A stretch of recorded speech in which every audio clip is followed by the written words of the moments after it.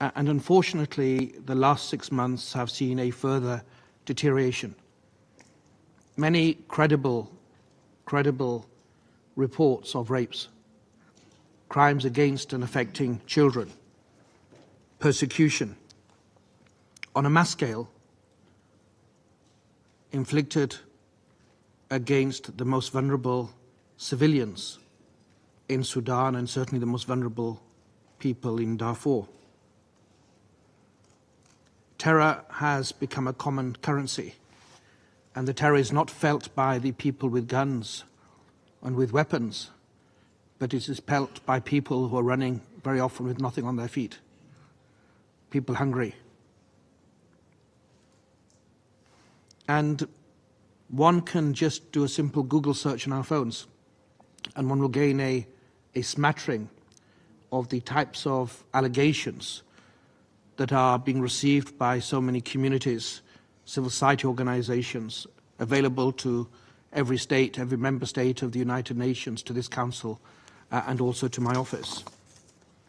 And I'm particularly disturbed of the very harrowing accounts we're hearing of crimes against and affecting children. The sustained catalogue of allegations of gender crimes.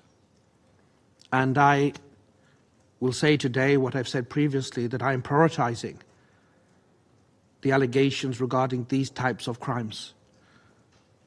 The crimes that historically in Sudan and in the wider world have affected disproportionately the most vulnerable, the very most vulnerable aspect of our population, and the types of crimes that also have, in many cases, not been fully addressed by international accountability efforts. These profound human rights abuses, these mass violations of personal dignity, these Rome Statute crimes that seem to be committed as we speak, are fueled by myriad factors, factors that are not new, factors that were present in 2005 when you referred the situation in Sudan to us. Provision of arms, financial support from various sectors, and by political triangulations that lead to inaction by the international community. But also it's fueled by a sense of impunity that I've referred to before. The feeling that the bandwidth of the Council, the bandwidth of states is too limited, it's too preoccupied with other epicenters of conflict, hot wars in other parts of the world, that we've lost sight of the plight for the people of Darfur. We have somehow forgotten of the responsibilities under the UN Charter that rest with this Council by dint of your declaration in 2005 that the situation represents a threat to international peace and security. This feeling that Darfur or Sudan is a law-free zone in which people can act with abandon based upon the worst proclivities, their worst base instincts, the politics of hate and power, the opportunities to profit, rather than the fundamental imperatives that we owe to each other based on our common humanity. We are making some progress in a very bleak place. I confess that. It's a very bleak place in Sudan at the moment, a very bleak place for the people of Darfur at the moment. But to those on the ground today in Darfur, and addressing both the Sudanese armed forces and the rapid support forces, to those that are aiding and abetting them, that are encouraging them, that are funding them, that are supplying them with weapons, that are giving orders, that are gaining certain advantages, I want to be crystal clear that we are investigating. We're using our resources as effectively as we can to make sure that the events also since April of last year are subjected to the principle of international humanitarian law and the imperative that every human life must be seen to have equal value. In this reporting period, one sees the misery I've mentioned, the agony, the unnecessary loss of innocent life, that is taking place every moment. And one is somewhat embarrassed to then say, well, what are the positives?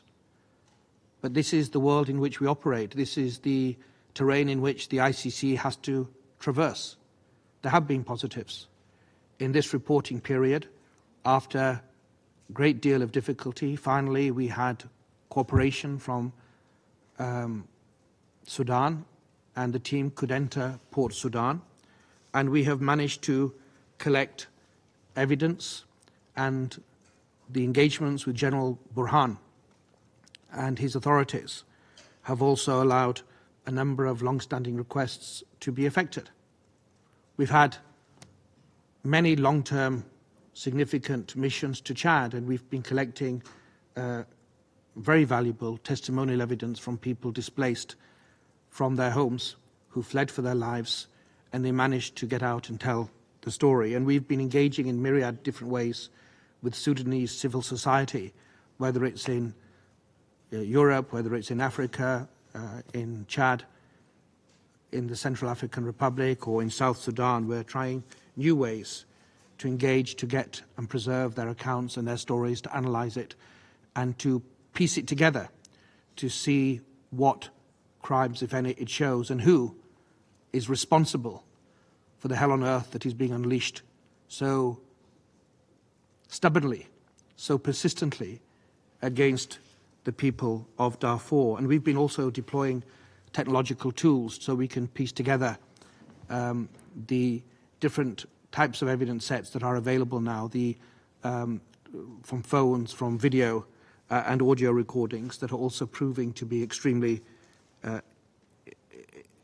critical to pierce the veil of impunity.